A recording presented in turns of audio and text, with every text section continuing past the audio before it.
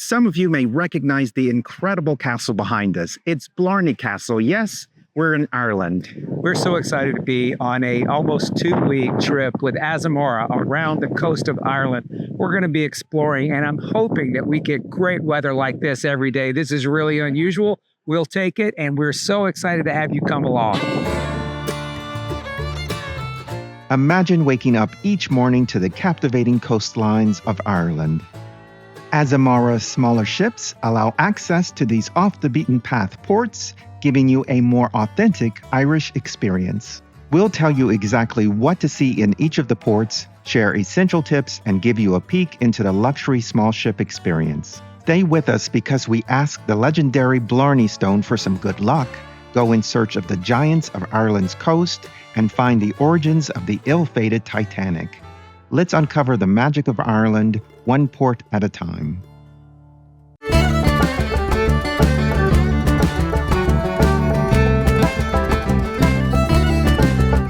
So we have begun our Ireland adventure. The shuttle bus has dropped us off right here in downtown Dublin, and we're about to begin exploring. We're super excited because we have typical Irish weather, but it's not raining right now, and we're really happy that we're not having to use our umbrellas. So let's go. Forget the sweltering summers you might be used to. Ireland in summer and fall is a refreshing escape. Expect gentle rain showers that pass quickly, but pack layers because the Irish weather loves a surprise. While in Dublin, we really wanted to see some of the big museums, chief of which is the National Museum of Ireland. It is actually divided into a number of separate buildings, each one dedicated to a specific science. We recommend that you start with the Museum of Archaeology first. There are several very interesting objects within the Archaeology Museum, but probably the most fascinating to us are these preserved bodies that were found buried in peat, and they had been preserved so well for thousands of years. You can see the bodies pretty much fully intact.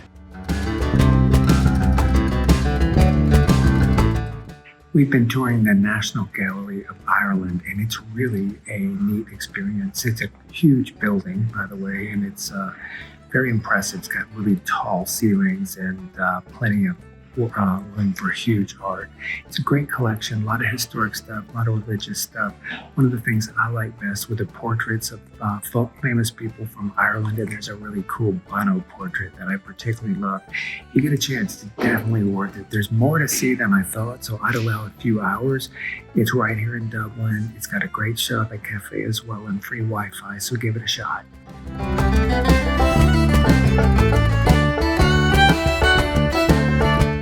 We've been walking through Dublin and we came across this statue of Oscar Wilde, and I think it's probably the best depiction we've ever seen of Oscar Wilde. As you can see, it really captures his personality.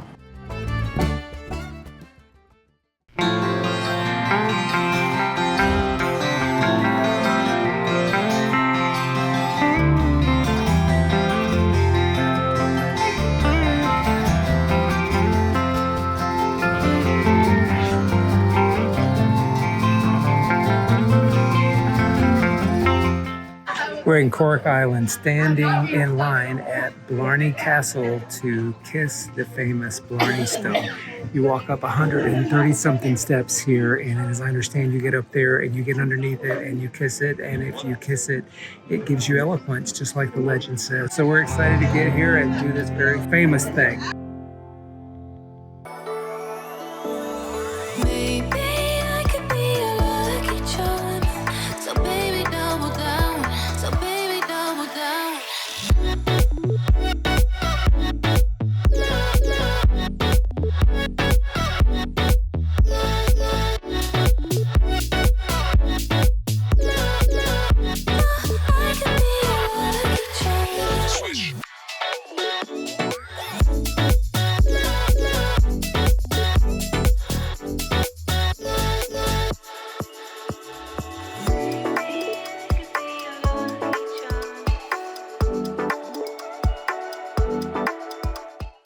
Okay, we did it. We kissed the Blarney Stone. Now, it's a little ways up here. You have to kind of go through a queue, and then you come up 130 something very tight steps, and it is tight. They give you one warning that you can get off before you can't get off anymore. And then it's right over here, and it literally is used. They sit you down, then they pull you back, and you're looking out the top of this thing, and you are upside down kissing the bottom stone that really lets you see straight through to down to the ground. So it's pretty crazy. We're glad we did it. Some people may not have loved it. We had a few people that kind of freaked out by it, but if you're here, you only live once. So we recommend you do it. We got lucky. The line wasn't too long. Sometimes the line can be an hour and a half to 2 hours. I don't know if I'd wait that long for it. We got in 20, 25 minutes, and you're here, so get it done.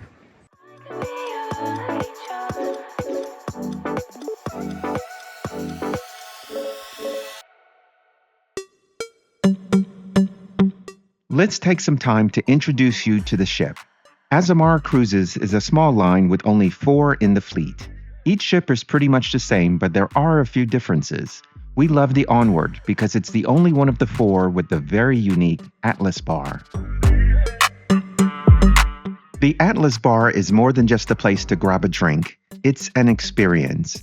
The combination of sophisticated design, expert mixology, and stunning views creates an unforgettable atmosphere.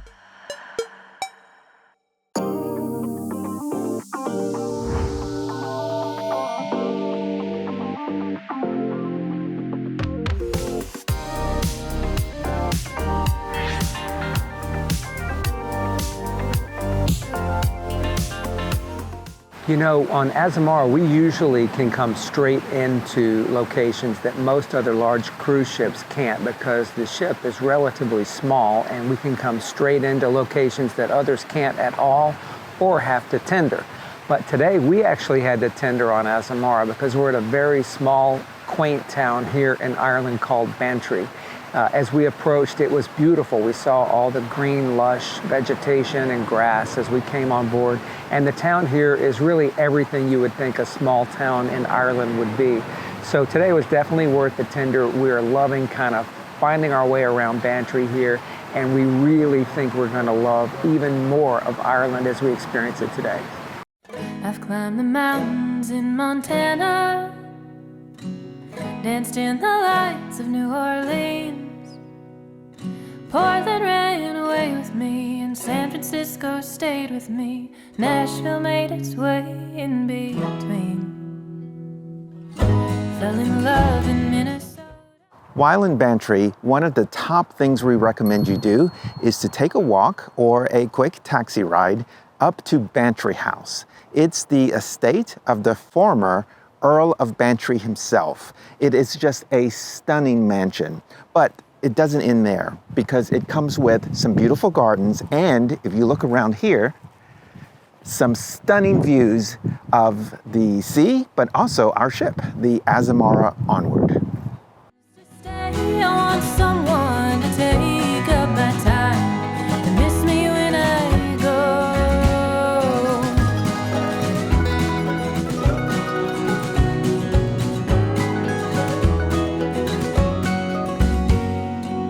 I've swam the beaches on the west coast, climbed the trees of Caroline.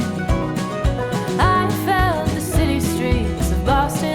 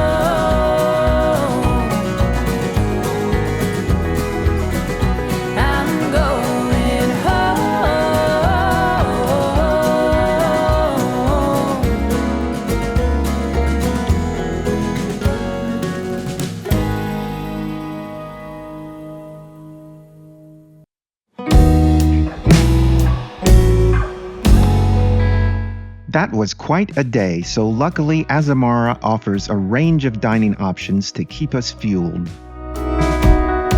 At the heart of the culinary experience is Discoveries, the main dining room where you can savor delicious international cuisine. But if you're looking to elevate your dining experience, Azamara has you covered.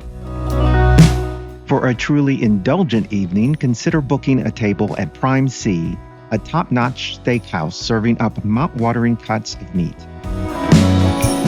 Or, if you prefer the flavors of the Mediterranean, Aquilina is the perfect choice, offering fresh seafood and authentic dishes.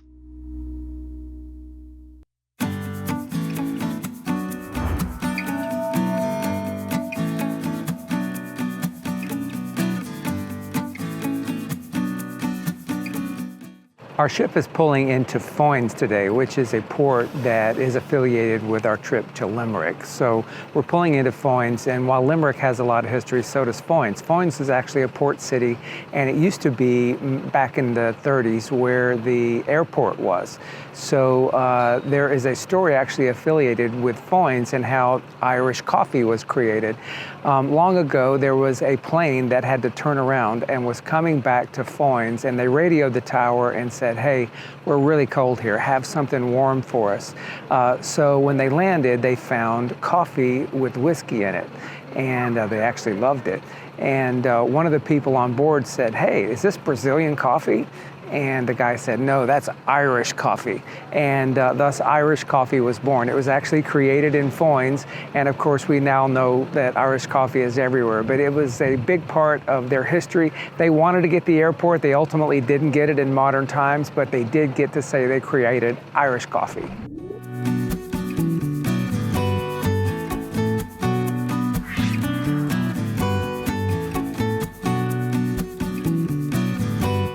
I'm guessing that many of you know of the legend of Robin Hood. Well, in the story, Robin Hood would fight against the evil King John. And King John is the same guy who built this castle here, King John's Castle in Limerick, Ireland. Fun fact, in about the 1600s, the castle laid under siege, and the enemy would build these tunnels or mines underneath the castle, and these would weaken the walls until they would collapse. This is how the term undermine came to be.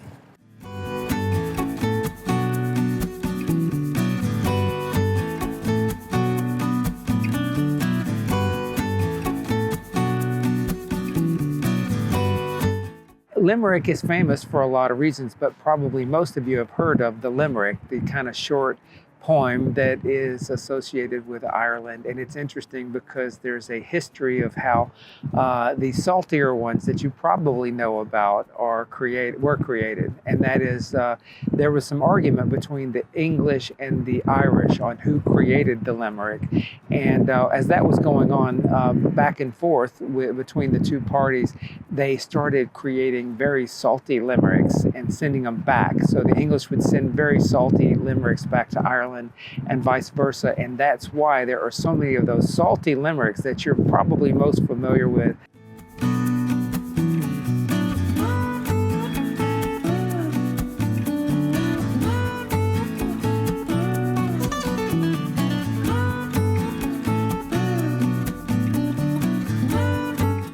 Many of you may be familiar with the Celtic cross, as you see here. You can find it throughout Ireland. It's really interesting where it came from.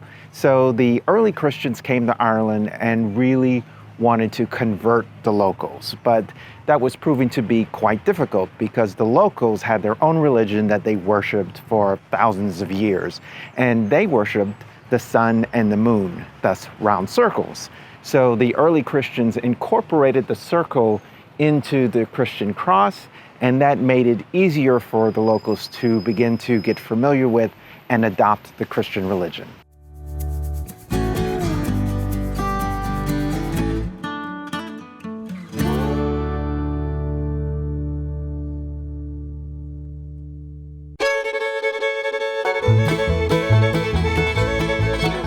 Azamara has some great entertainment aboard the ship, but probably what we enjoy most is their commitment to bringing culturally relevant entertainment from the region the ship is visiting. That was the case in Ireland with some fun performances with a real Irish twist.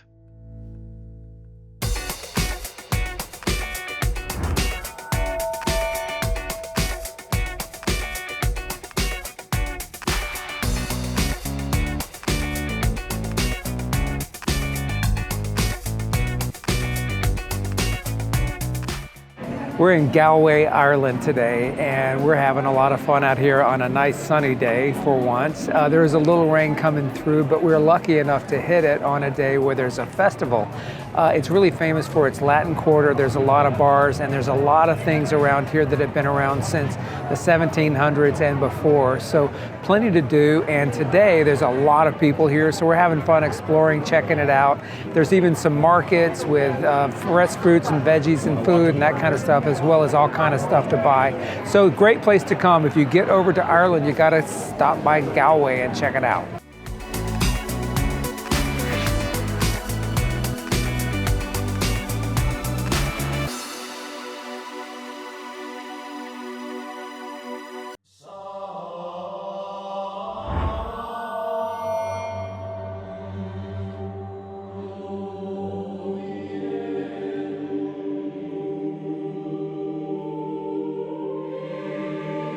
The Azamara Onward stopped in the fishing village of Killybegs, but we actually took a walking tour out to the city of Donegal. It's actually a smaller village, but it's famous for its history here, including this amazing Franciscan monastery behind me.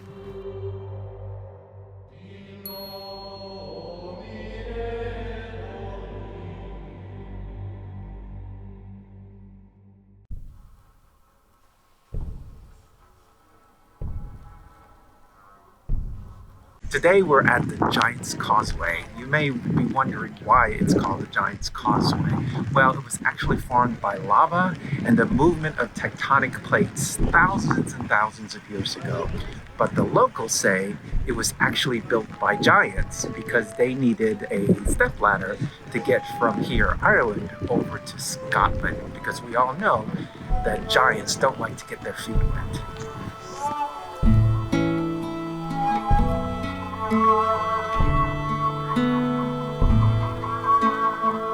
My love turned to stone.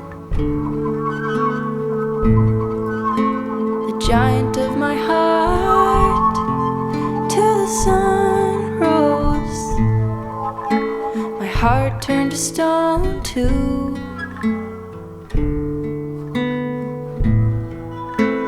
Threw it in the ocean blue.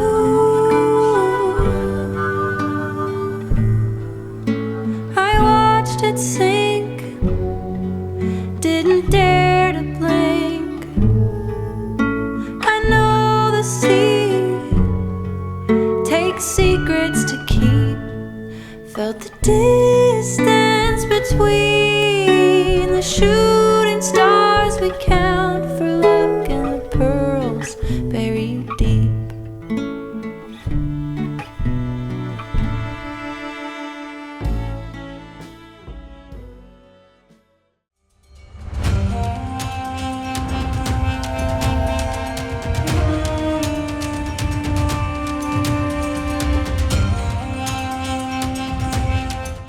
Welcome to Belfast. We're here on an exceedingly sunny day, which is extremely rare in Ireland, but we'll take it. We're going to learn more about the incredible shipbuilding history of this port, as well as the role it played in the building of the Titanic herself.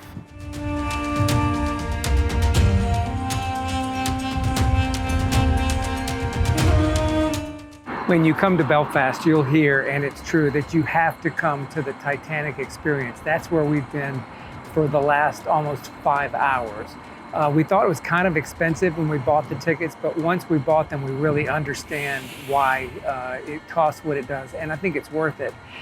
We got the premium ticket, which included a guided tour that was like an hour and a half that told the entire story of Belfast, from the shipbuilding trade to the flax and the linen that built the city, all the way through how it grew, ultimately how they built the Titanic, the whole Titanic experience, about the building of the ship, all that went into that. Of course, the sinking of the ship, and especially the aftermath, not only from a individual perspective, but from a community perspective. So it's a really touching story. There's a lot to see here, and they tell the story really well.